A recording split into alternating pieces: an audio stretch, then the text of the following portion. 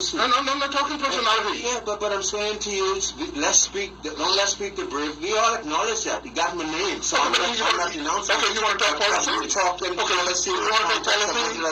Okay, let's talk policy. In the economic plan, he said we will turn VAT downward towards 10%. That's a policy. You want me to respond to that? The response to that is this. Over the COVID experience, Steve, right? Over the Darwin and COVID experience, we equally learn as a people the extent to which this nation has an abundance. So the question that Bahamian people have to answer, in a time of abundance, do we look at 10% VAT, which should mean that the burden will be on the people? Do we still look at that as a proper direction in which the country would go? I'm saying to you, Mr. Rahman, that Mr. Davis and the PRP, given the knowledge that has been exposed, should have engaged the Bahamian people in the context of how do we own this? How do we ensure that these millions or whatever is going out of the country becomes in the hands of the people of the nation to the extent where we don't have to even deal with the question of that? The Bahamian people have been taxed for hundreds of years. The question should have equally been, do we have a tax system where those who are best able to finance the country get a burden shift to them? So I am disillusioned if the conversation that we're still having is that we still have to find ways to put the burden on the Bahamian masses who have already been burdened. We've seen the line. So I want a Brave Davis to be more progressive. I want a Brave Davis to take on the mantra of the early PRP who understood that their responsibility was to ensure that we translate this political majority into economic empowerment for the people.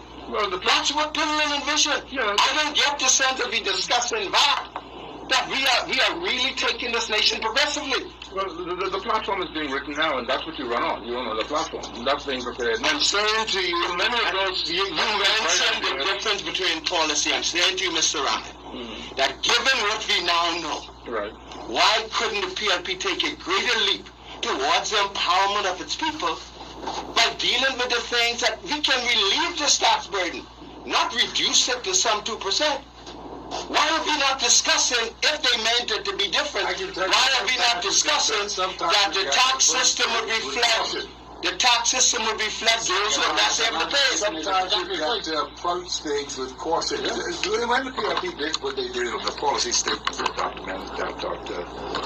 Rahman talked about just now, that is somewhat of a policy statement. Now, the point is this. They have approached it, and maybe that's not the best way they could have approached it. But hold on a second, Glenn. Hold on a second. They could have approached it, but at the same time, they have approached it the way that they've approached it, and we have heard them. We now know that this is where their heads are, and that's a good thing. You can't take that away from them. That's a good thing.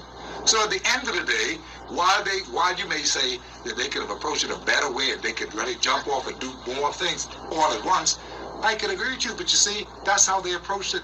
If they approached it that particular way, you've got to understand what it is. And I don't knock what they approach. All I'm saying is that tells you the thinking of their governing philosophy. We have the Bahamas right now is considered one of the richest countries in the context of monies in bank, right? That ain't the masses. We don't even raise the question. We don't even, Paul has been already on your station all the time. We don't even raise the question, what if we tax these millions of dollars that lie in our bank 2%?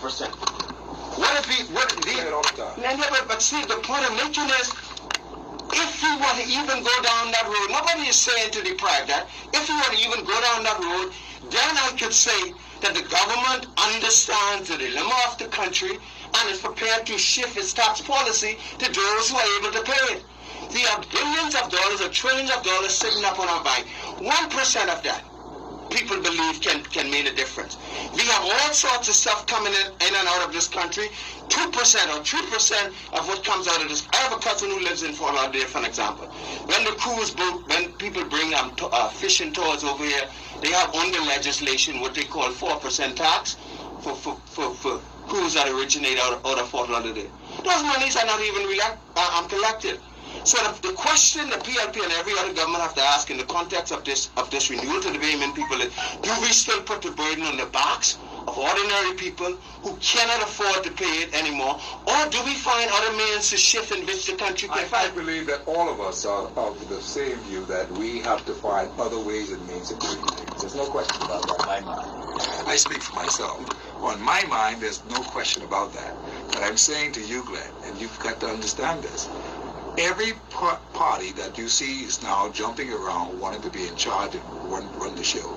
They've got to start with from their own premise and at their own points, their strongest points. And that's what I'm talking about. When you look at the coalitions, or whoever they are, or you look at the DNA or any other party, are they able to give you the targeted plans of what they want to do with such policies as what Dr. Reming was saying just now about value-added tax and all that? No. The question is, they have to begin the process of that. Some of them have started to look at immigration things and things like that, things that are non-beneficial to us, other than we will get rid of a lot of people around here who are just reaping and having a good time.